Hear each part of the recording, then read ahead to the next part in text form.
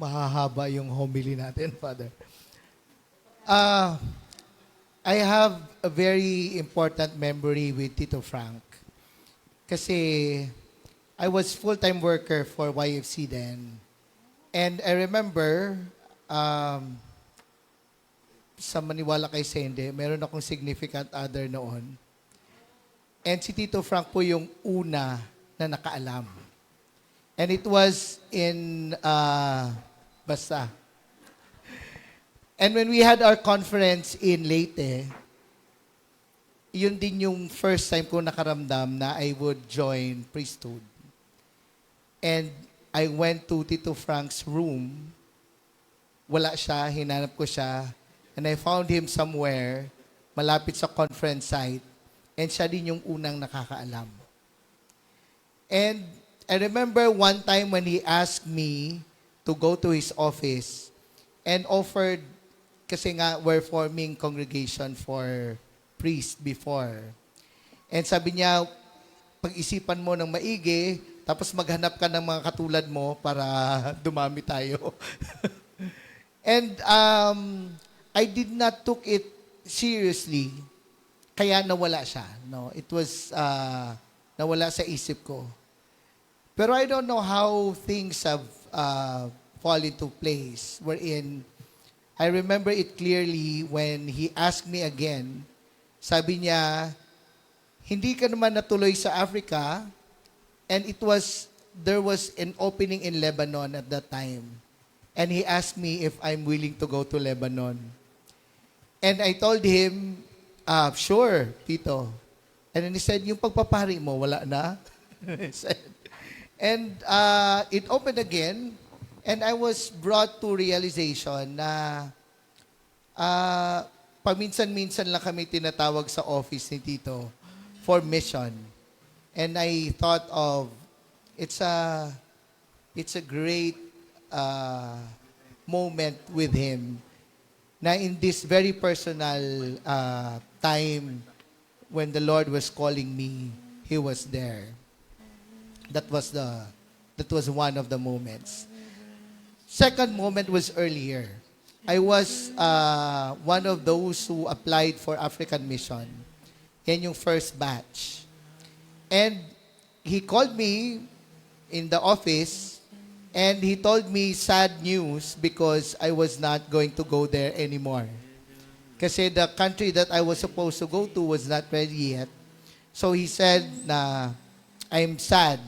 Ito yung pagkasabi niya. Well, Inglesero si Tito Frank. Hindi ko kaya yung English niya, no? So, but, sabi niya, I'm sad that you are not going now. But we will pull you out. I was in Jensen at that time. And then be active here. And let's wait until the country is ready. Then we will go. And sabi ko, sige, Tito. Ganyan. So I was there 1 month, tapos 2 months, 3 months, wala na. Tapos mukhang wala na to. So I was telling myself, sige, baka hindi natuloy itong African mission. And then lo and behold, he called me again in his office. And sabi ko, Tito, tuloy na ba ang Africa? Sabi niya, hindi. You will go to Thailand. And that was my first long mission in Thailand. More than a month, I was there. And actually, my proposal was to stay another months, no? Pero wala na. But he asked me, sabi niya, this is a opportunity for mission, ganyan. And you will be going there with Cinch, no? So I was excited because I was not alone, and we went there. That was my second time to meet him. But after the mission, he called me again. And then that was the time when I told him everything, no, what had happened and what transcribed. Ang hindi ko makalimutan was a silence when we were talking. Pagkatapos ko pong I blurted everything, there was silence. And then tingin na lang kami. Tapos sabi ko sa kanya, Tito, wala kang sasabihin. Tapos sumingin lang siya sa akin. Tapos sabi niya, I think the Lord had spoken a lot to you already. What else can I tell you? Nasabi na niya lahat. And first time ko po na umiyak in front of Tito Frank.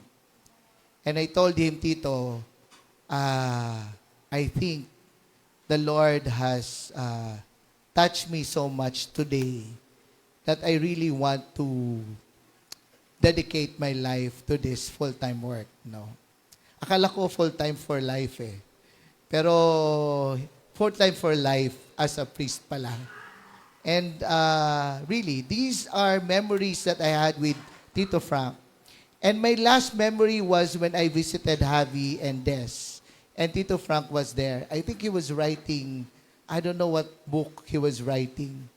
And I told him, Tito, I was reading your Koheleth. No, binabasa ko yung Koheleth niya. Tapos sabi niya, what have you noticed? Sabi ko, Tito, parang ang daming wisdom, no?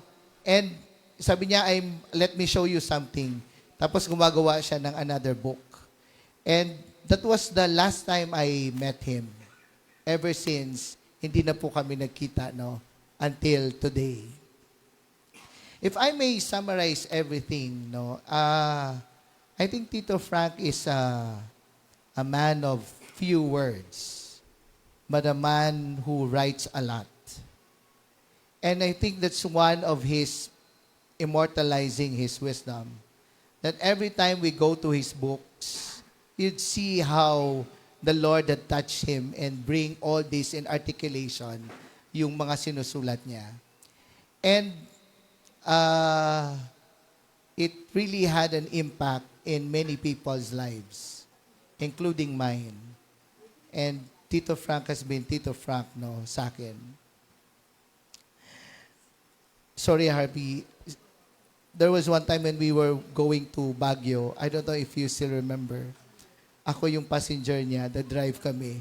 Inisip ko talaga, ito si Javi, ba't hindi ito nagmana sa tatay niya? Nagmana in a sense na, ang tawag nito, yung pag nagsalita, yung, how do you call it? Yung, medyo bully si Javi, no? But when I've grown old with him, I saw manang-mana pala siya sa tatay niya. Kasi that's how he also endear to people, no? And totoo yun, Father. I think if you read wisdom, no? Ako po, silent follower ako sa kanyang podcast na video. And you see how also wisdom take effect, no? In Javi and in the lives of the Padillas. Ito ang problema pag hindi ready ang pare na mag-share ng homily. Kasi hindi alam kung paano tatapusin. But I think what we celebrate now is a life that is full. That's lived to the full. And we envy him because we know that what we desire is also for us to live our lives to the full. And given that, we know that we have a Tito who can be with us beyond time and space. Alam niyo po ba yun? Pag namatay yung tao, he will be now beyond time and space. And anytime we can call up to him, and he can help us anytime. And not that we don't want him to rest in peace, but this is our privilege, I think, an honor, to have someone with us that we can pray to. And that's where saints are born. When we ask for prayer, intercession, and our prayers are being answered, not in a simple and ordinary way, but in miracles. And so I know that Tito Frank is with us. And truly, Emmanuel, the name of Jesus, God is with us. And Tito Frank will always be with us till the end of time. And so we continue to pray to the Lord through his intercession though we pray for him to be with the Lord, but more importantly, we pray that he will pray for us so that our prayers will be answered. And when we pray to the Lord through his intercession, we know that the Lord will surely hear it because he's close to the Lord.